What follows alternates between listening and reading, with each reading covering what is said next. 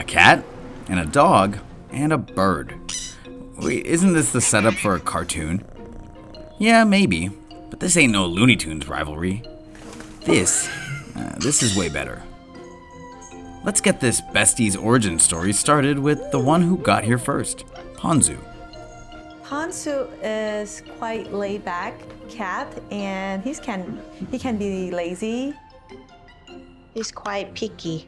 I need to make sure that every day I give him food, the flavor always different. For a while, Ponzu was happy to be king of New York, but when Chanan found a bright orange bird on the roof of their Brooklyn apartment, well, adjustments had to be made. Make way for Mango.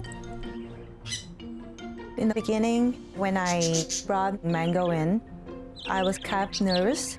I'm just afraid coming back home and see like dead bird or dead cat. Yikes. Yeah, that would be terrible. You get the feeling it might be a disaster waiting to happen. I know that my cat has the instinct to hunt small animals, rats, mice, and birds. Unsurprisingly, cat gone cat. Poor Mango's had it hard enough already. Her clipped wings and leg band suggest she was a pet. So she either escaped or was let loose. A common fate for loud, demanding birds who can live up to 30 years.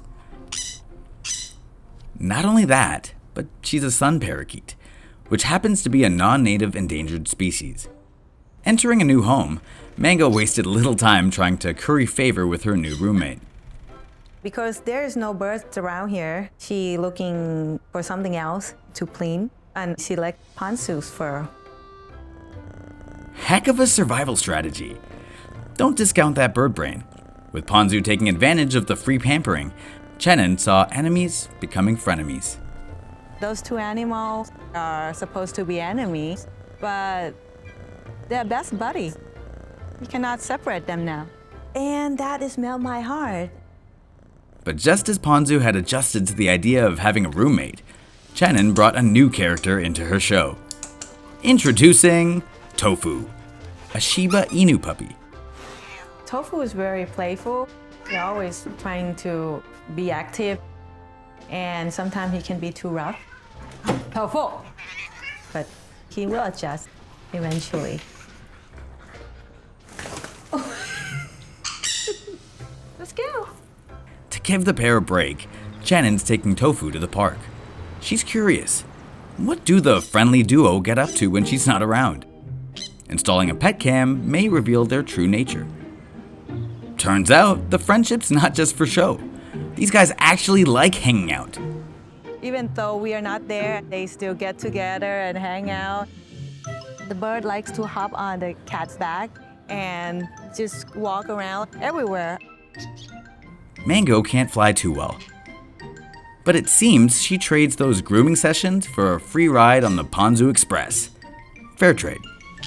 I think she's kind of lazy. So she used a cat as a transportation for her in the house. And that is quite funny to see.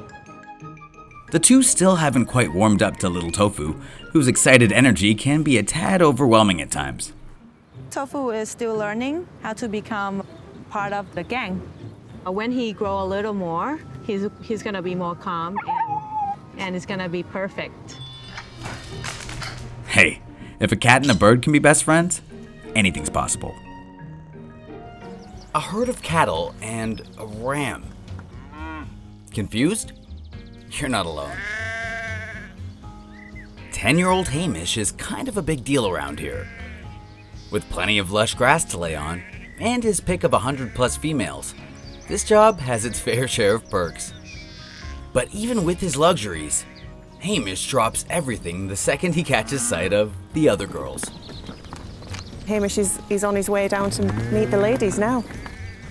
As soon as they come in, they're my girls, the back, they've come for me. It's brilliant. We will have a very happy sheep. I think Hamish wanting to spend time with cows is not quite normal.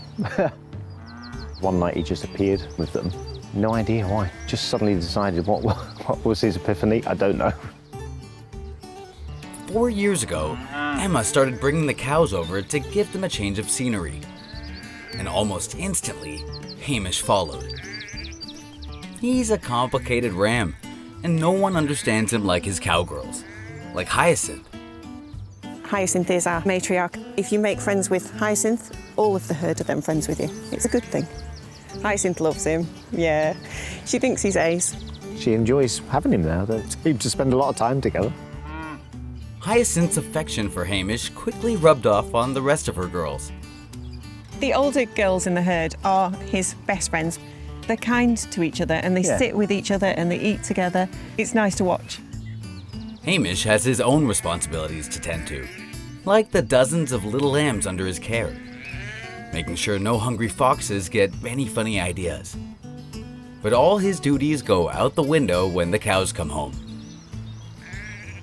I think other farmers think I'm crackers that I actually allow Hamish to hang out with the dairy herd, but it makes him happy.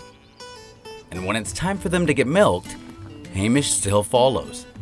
Hamish is here, he's working his way through. He'll be one of the first cows out. Cows, sheep.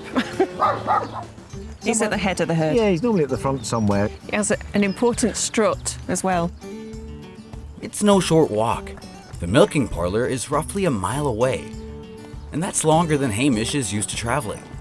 He's only got little short sheep legs and he's striding out with the cows. What a weight to carry. His tummy does wobble a little as he's running along. I think the exercise does him good. He'll walk miles pretty much every day for the rest of the summer. He'll be walking all over the place with the girls. If you think it's snacks he's after, Come on. think again. I'm a bit mean. He comes in and he stands here because the cows stand here, but I don't feed him. So if it's not a food scam, what the heck's up with this ram? There's more interaction with the cows. They go all over the place. Their day is a bit more interesting than the day with the sheep. It's more fun, he sees more happens. They have a roof over their head in winter. That's probably features quite high, and it's a nice warm bed. He's just clever. He's worked it out. I think he thinks he's a cow. Maybe. Maybe he thinks they're just big sheep. We're just going to end up with woolly calves. Hope not. It's bonkers, but he's only happy when he is with them. He seems a little stressed when he's anywhere else, so if he's happy, we're all happy, and that's how I like to run my farm. If my animals are happy, everything's all right. And when you're king of the cattle, there's plenty to be happy about. Hey Love Nature fans, be sure to like and subscribe to catch all our wild animal stories. Get closer to nature right here on YouTube.